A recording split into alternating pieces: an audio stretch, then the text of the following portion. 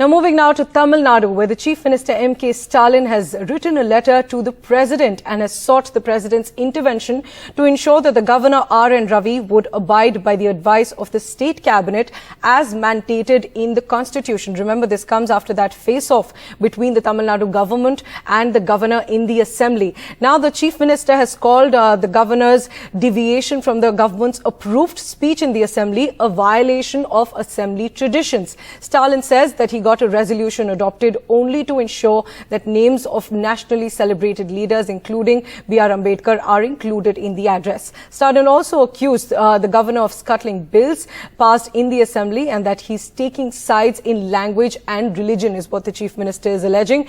And the Chief Minister also says in the letter that the governor is against communal harmony and pluralism. Meanwhile, the Chief Minister M.K. Stalin will speak today, concluding the motion of thanks to the governor's address.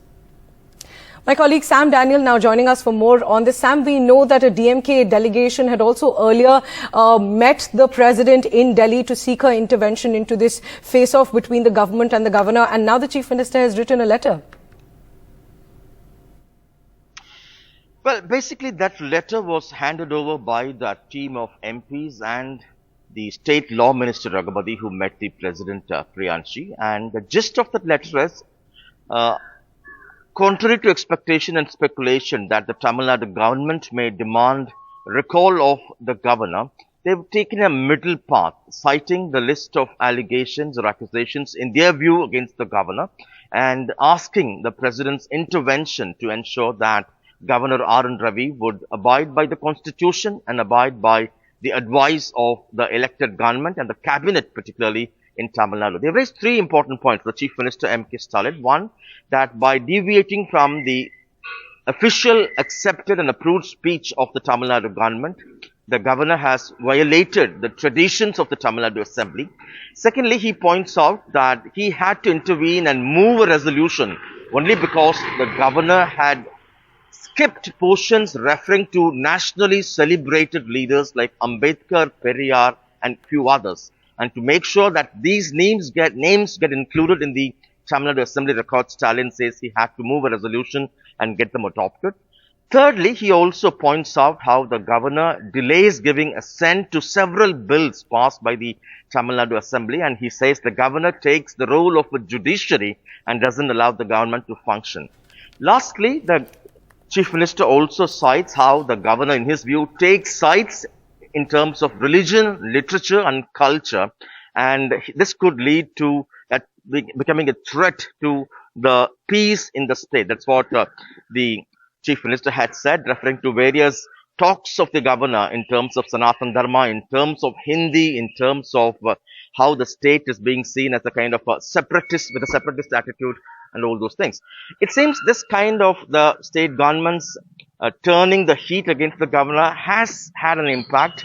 In the Pongal celebrations last night, the dais on the governor and the Raj Bhavan had the name Tamil Nadu in full. In fact, the Pongal invite had the name Tamilagam a few days after the governor had suggested that Tamilagam could be a better name, appropriate name for the state, and that had touched a raw nerve. We'll have to wait and watch whether there'll be a change, whether there'll be a kind of a cordial relationship, or will the face off continue. But today, all eyes will be on the Chief Minister's response in the Assembly as part of the Assembly's motion thanking the governor's address. Priyanshu. Of course, all eyes on the Chief Minister's address. And Sam, it's not just the governor's address in the Assembly that's been questioned by the DMK and the Chief Minister, but they also say that they also accuse the governor of scuttling bills passed in the Assembly, and they're also saying that he's taking sides in language and religion. What are those allegations about? Well, there are 21 bills pending with the governor. They've been passed a few months ago to at least 1 year ago, including a bill that seeks to ban online gambling and a set of online games which the government feels actually triggers many to end their lives committing suicide after they lose so much of money in these online games. The governor had earlier accepted the ordinance when the government had promulgated that, but this time when the bill was passed in the Tamil Nadu Assembly, the governor keeps quiet. He even met a group of entrepreneurs who run these online games, and that was not taken well by the ruling party. They say the assembly is empowered to pass bills and the governor cannot become a judge by deciding whether it's right or not. He can reject it, then they can send it back. But keeping it on hold for a long time defeats the purpose of the assembly. It also insults the role of the assembly in a democratic setup. Secondly, they also point out how governor in his speeches outside Raj Bhavan or at various functions, he needles the government's ideology, needles the cultural spirit of the state. It has its own unique identity, unique set of values and emotions. And the chief minister alleges, the governor is taking a kind of a contradictory, like a clash with an elected government. And that, he says, is against the spirit of the constitution. And he wants the president to ensure that the president would instruct and ensure that he follows the constitutional mandate.